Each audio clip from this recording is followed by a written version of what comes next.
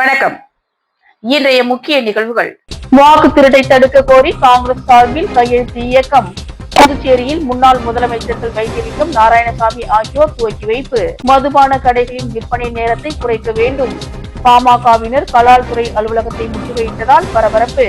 திறன் பெற்றிராத அலுவலக ஊழியர் பதவிக்கு தேர்வான கண் பார்வையற்றவர்களுக்கு பணி ஆணை.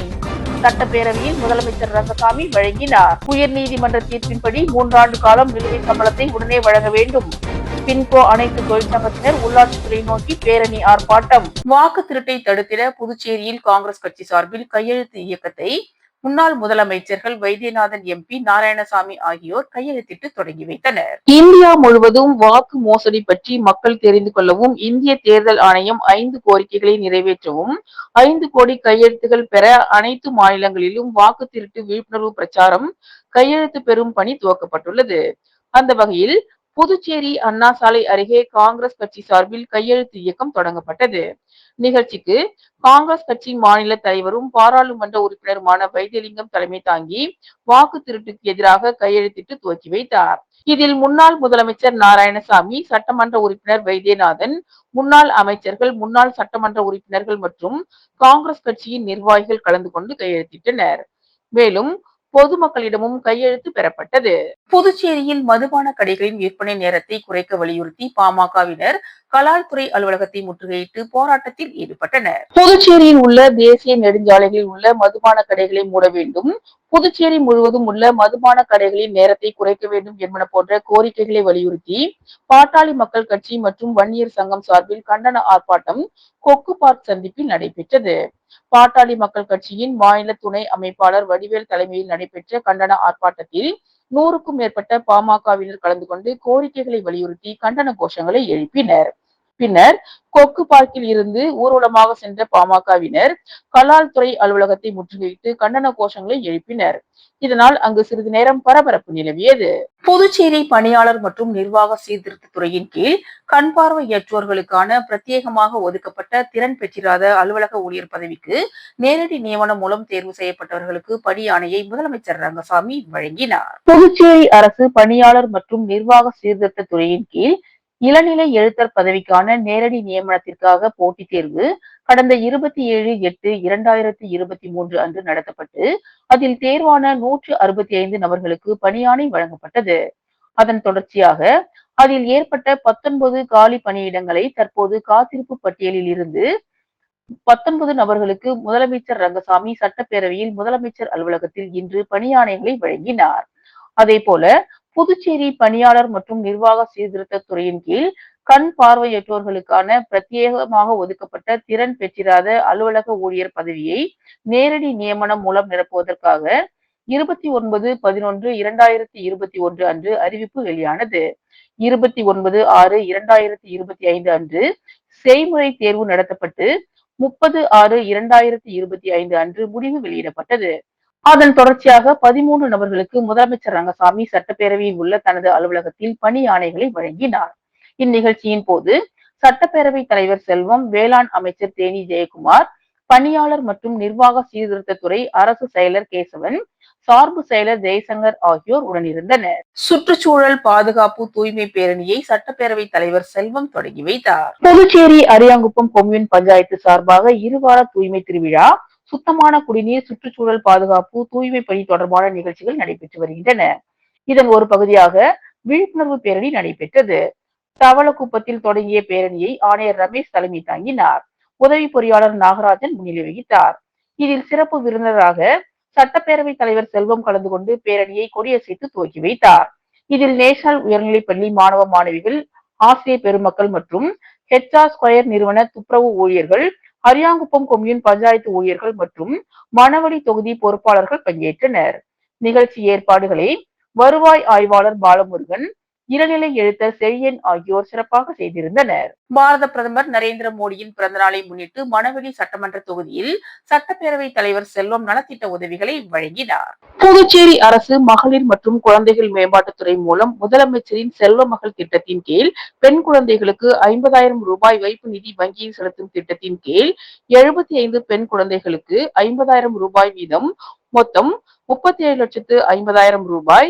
2 பெண் குழந்தைகள் மட்டும் உள்ளவர்களுக்கு குழந்தைக்கு ரூபாய் 30,000 வழங்கும் திட்டத்தின் கீழ் 8 நபர்களுக்கு 4,80,000 ரூபாய் மற்றும் ஆதிதிராவிடர் மற்றும் பழங்குடியினர் நலத்துறை மூலம் தொடர் நோய் சிகிச்சை திட்டத்தின் கீழ் 3 நபர்களுக்கு 18,000 ரூபாய் வீதம் 54,000 ரூபாய் என 42,84,000 ரூபாய்க்கான நலத்திட்ட உதவிகளை தொகுதியின் சட்டமன்ற உறுப்பினரும் சட்டப்பேரவை தலைவருமான செல்வம் பயனாளிகளுக்கு வழங்கினார்.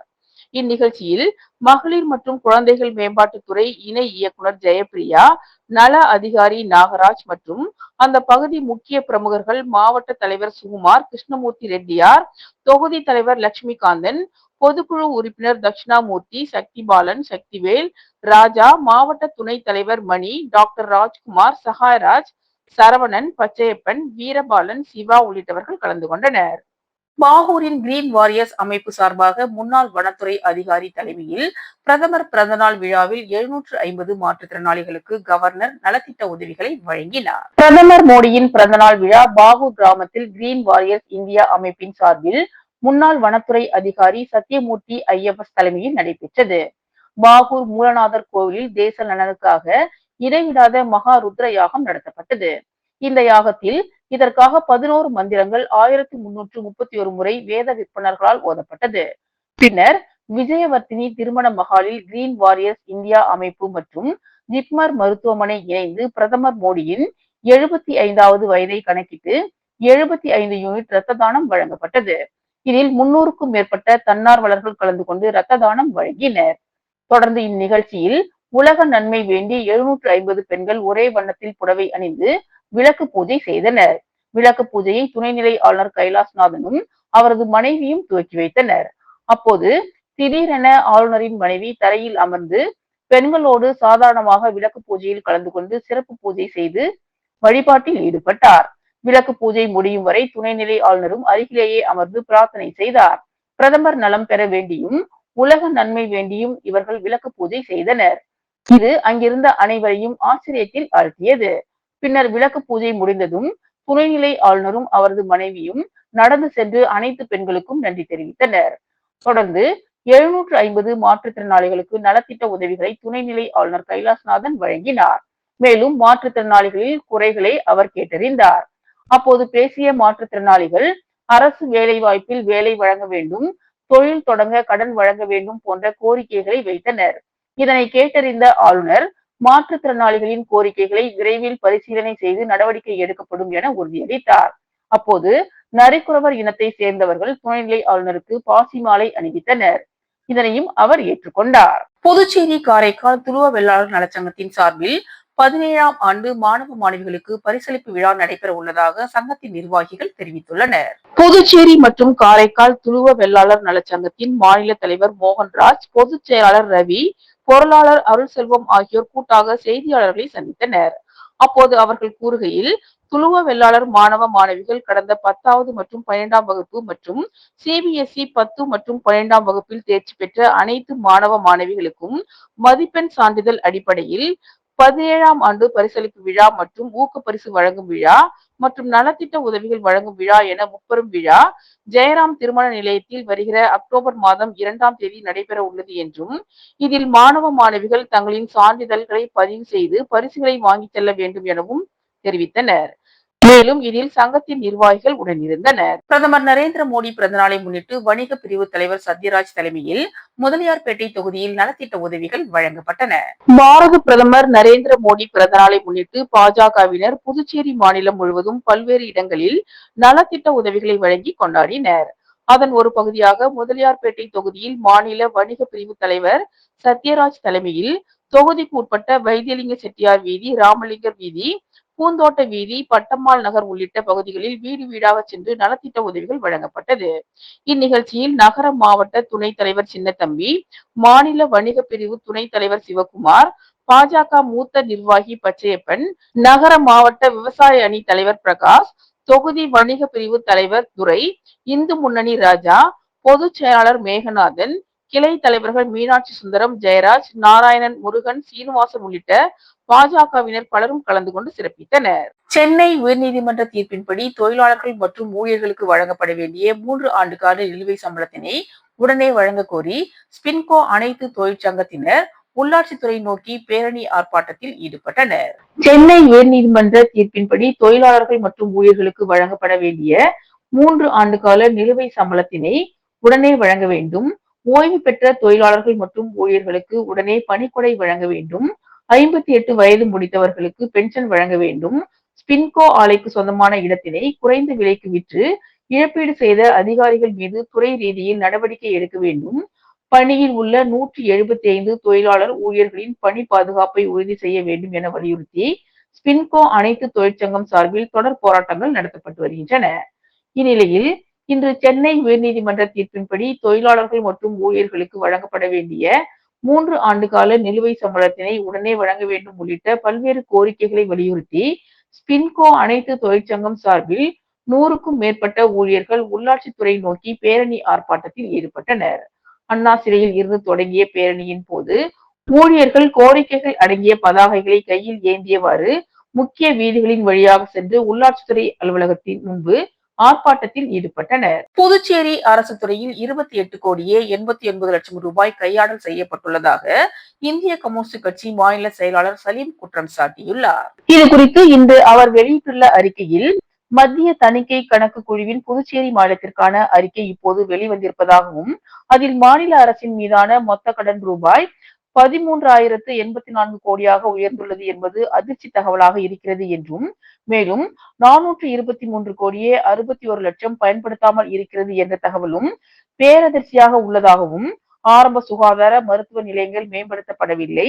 இந்நிலையில் 423 கோடியே 61 லட்சம் ரூபாய் பயன்படுத்தப்படாமல் இருக்கிறது என்பது அப்பட்டமான நிர்வாக திறமையின்மையை காட்டுகிறது என்றும், மேலும் 28 கோடியே 89 லட்சம் ரூபாய் அரசு துறைகளில் பணம் கையாடல் செய்யப்பட்டிருக்கிறது என்றும் மக்களுக்கு விரோதமாக செயல்படும் என்ஆர் காங்கிரஸ் பிஜேபி அரசை வன்மையாக கண்டிப்பதாக இந்திய கம்யூனிஸ்ட் கட்சியின் மாநில செயலாளர் சலீம் தெரிவித்துள்ளார். ஜிஎஸ்டி குறைப்பு பற்றி விழிப்புணர்வு ஏற்படுத்த தனிக்குழு அமைக்கப்பட்டுள்ளதாக பாஜக மாநில தலைவர் வி.பி. ராமலிங்கம் தெரிவித்துள்ளார். புதுச்சேரி பாஜக தலைமை அலுவலகத்தில் செய்தியாளர்களை சந்தித்த பாஜக மாநில தலைவர் வி.பி. ராமலிங்கம், பிரதமர் மோடியின் பிறந்த நாளையொட்டி மணக்குள விநாயகர் கோவிலில் தங்கத்தேர் இழுத்து கொண்டாடப்பட்டது என்றும், மேலும் இந்திரா காந்தி மருத்துவமனையில் இரத்த தானம், தூய்மை பணி போன்றவை செய்து புதுவை முழுவதும் கொண்டாடப்பட்டது.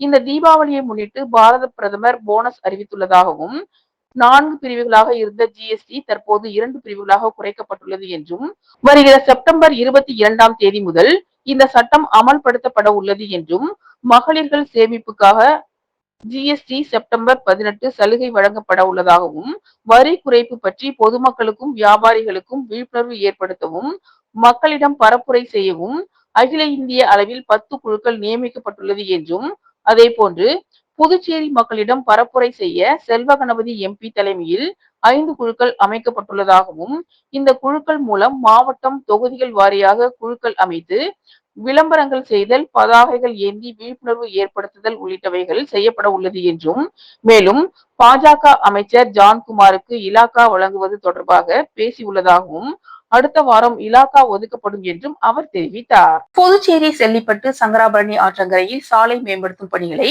தொகுதியின் சட்டமன்ற உறுப்பினர் அங்காளன் பூஜை செய்து தொடங்கி வைத்தார். புதுச்சேரி அரசு பொதுப்பணித்துறை நீர்ப்பாசன கோட்டத்தின் சார்பில் செல்லிப்பட்டு சங்கராபரணி ஆற்று மேம்பாலத்தில் இருந்து வடக்கே பம்பை ஆற்று பாலம் வரை 1,14,57,000 ரூபாய் செலவில் சாலையை மேம்படுத்தும் பணிகளை அங்காளன் எம்எல்ஏ பூஜை செய்து தொடங்கி வைத்தார்.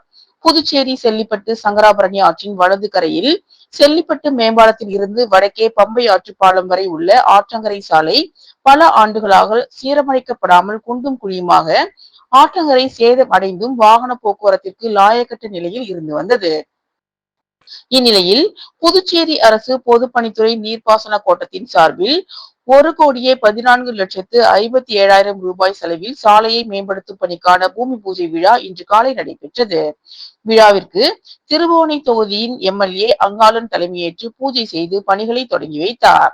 பொதுப்பணித்துறை நீர்ப்பாசன கோட்ட செயற்பொறியாளர் ராதாகிருஷ்ணன், உதவி பொறியாளர் மதிவாணன், இளநிலை பொறியாளர் ஹரிராம் ஆகியோர் முன்னிலை வகித்தனர். நிகழ்ச்சியில் செல்லிப்பட்டு மற்றும் அதனை சுற்றியுள்ள கிராமங்களை சேர்ந்த முக்கியஸ்தர்கள், பொதுமக்கள், சட்டமன்ற உறுப்பினரின் ஆதரவாளர்கள் உள்ளிட்ட பலர் கலந்து கொண்டனர். தந்தை பெரியாரின் பிறந்தநாளையொட்டி அகில இந்திய ஐக்கிய மாதர் சங்கம் சார்பில் புதுச்சேரி மாநில பேரவை கூட்டம் வில்லியனூர் சாமியார் தோப்பில் நடைபெற்றது. தந்தை பெரியார் பிறந்தநாளையொட்டி அகில இந்திய ஐக்கிய மாதர் சங்கம் சார்பில் நடைபெற்ற கூட்டத்தில் மாநில அமைப்பாளர் தோழர் பூங்குழலி தலைமை தாங்கினார். தோழர் உமா, தோழர் மும்தாஜ் ஆகியோர் முன்னிலை வகித்தனர். ஐக்கிய மாதர் சங்கத்தின் நோக்கம் குறித்து தமிழ் மாநில தலைவர் தோழர் காமாட்சி சிறப்புரை வழங்கினார். மேலும் இந்நிகழ்ச்சியில் தந்தை பெரியாரும் பெண்ணியமும் என்ற கருத்தில் பகுத்தறிவாளர் இயக்கத்தின் மாநில துணை பொதுச் செயலாளர் தோழர் இளவரசி சங்கர் பேசினார். நிறைவாக தோழர் தீனா வாழ்த்தி பேசினார். அதனைத் தொடர்ந்து ஐக்கிய மாதர் சங்கத்தின் புதுச்சேரி மாநில புதிய நிர்வாகிகளாக தோழர் பூங்குழலி மாநில தலைவராகவும், தோழர் உமா மாநில செயலாளராகவும், தோழர் ஈஸ்வரி மாநில பொருளாளராகவும், தோழர் மும்தாஜ் துணை தலைவராகவும் மற்றும் 9 பேர் கொண்ட புதிய மாநில குழு தேர்வு செய்யப்பட்டனர். தோழர் ஈஸ்வரி நிறைவாக நன்றி கூறினார். ஸ்ரீ மணக்குள விநாயகர் பொறியியல் மாணவர்களுக்கு முதலாம் ஆண்டு தொடக்க விழா நடைபெற்றது. புதுச்சேரி மதகடிப்பட்டு ஸ்ரீ மணக்குள விநாயகர் பொறியியல் கல்லூரியில் 26வது முதலாம் ஆண்டு பொறியியல் மாணவர்களுக்கு தொடக்க விழா கல்லூரி வளாகத்தில் நடைபெற்றது. இவ்விழாவில் டிசிஎஸ் நிறுவனத்தின் சைபர் பாதுகாப்புத்துறை விநியோக தலைவர் நடராஜன் சுவாமிநாதன் சிறப்பு விருந்தினராகவும், டிசிஎஸ் நிறுவனத்தின் அகாடமிக் அலையன்ஸ் குழுமத்தின் மனிதவள மண்டல தலைவர் ரவிக்குமார் மூர்த்தி தலைமை விருந்தினராகவும் கலந்து கொண்டு சிறப்பித்தனர். தட்சசீலா பல்கலைக்கழகத்தின் வேந்தரும் மற்றும் ஸ்ரீ மணக்குள விநாயகர் கல்வி அறக்கட்டளையின் தலைவர் மற்றும் மேலாண் இயக்குனர் தனசேகரன் தலைமை வகித்தார். செயலாளர் நாராயணசாமி கேசவன், பொருளாளர் ராஜராஜன், இணை செயலாளர் வேலாயுதம் மற்றும் தக்ஷசீலா பல்கலைக்கழகத்தின் இணைவேந்தர் நிலா பிரியதர்ஷினி ஆகியோர் முன்னிலை வகித்தனர். கல்லூரியின் இயக்குனர் மற்றும் முதல்வர் வெங்கடாச்சலபதி வரவேற்புரையாற்றினார். Sri Manakula Vinayagar institute of technology கல்லூரியின் முதல்வர் முனைவர் மலர்கண்ணன் ஆகியோர் கலந்து கொண்டு விழாவை சிறப்பித்தனர். கல்லூரியின் வேலைவாய்ப்பு டீன் முனைவர் கைலாசம் கல்லூரியில் வழங்கப்படும் பல்வேறு பயிற்சிகளையும், கடந்த கல்வி ஆண்டில் மாணவர்கள் பன்னாட்டு நிறுவனங்களில் வேலை வாய்ப்பினை பெற்றிருப்பதையும் பெருமையுடன் கூறினார். இந்நிகழ்ச்சியில் அகாடமிக் டீன்கள் அன்புமலர் மற்றும் முனைவர் அறிவழகன், தேர்வு கட்டுப்பாட்டாளர் முனைவர் ஜெயக்குமார், ஆராய்ச்சி மற்றும் மேம்பாட்டுத்துறை டீன் முனைவர் வேல்முருகன் மற்றும் அனைத்து துறை டீன்கள், துறை தலைவர்கள், பேராசிரியர்கள், 1700 முதலாம் ஆண்டு மாணவர்கள் மற்றும் 3004 பெற்றோர்கள் பங்கேற்றனர். இந்நிகழ்ச்சியின் நிறைவாக தேர்வு கட்டுப்பாட்டாளர் முனைவர் ஜெயக்குமார் நன்றி கூறினார். புதுச்சேரி பாஜக இளைஞரணி சார்பில் பிரதமர் நரேந்திர மோடி பிறந்த நாள் விழா மாநில தலைவர் வருண் தலைமையில் சிவாஜி சிலை அருகே பட்டாசு வெடித்து பொதுமக்களுக்கு இனிப்புகள் வழங்கி கொண்டாடப்பட்டது. புதுச்சேரி பாரதிய ஜனதா கட்சியின் இளைஞர் அணி சார்பில் பாரத பிரதமர் நரேந்திர மோடியின் 75வது பிறந்தநாள் விழா கொண்டாடப்பட்டது. இதனையொட்டி சிவாஜி சிலை அருகே மாநில தலைவர் வருண் தலைமையில் சட்டமன்ற உறுப்பினர் கல்யாண சுந்தரம் முன்னிலையில் பட்டாசு வெடித்து பொதுமக்களுக்கு இனிப்புகள் வழங்கி கொண்டாடப்பட்டது. இந்த விழாவில் மாநில இளைஞரணி துணைத் தலைவர்கள் மகேந்திரன், தமிழரசன், கோகுல், ரவீந்திரன் மற்றும் செயலாளர்கள் புகழேந்தி, ஹரி, ஜோசப், பெருமாள், ராஜா மற்றும் மாநில பொருளாளர் சித்தானந்த், மாநில செயற்குழு உறுப்பினர்கள் மற்றும் மாவட்ட தலைவர்கள் விஷ்ணு, சபரிநாதன், இன்பராஜ், பாலாஜி உள்ளிட்ட பாஜக இளைஞரணி நிர்வாகிகள் கலந்து கொண்டு சிறப்பித்தனர். இத்துடன் இன்றைய நிகழ்வுகள் நிறைவடைந்தன. வணக்கம்.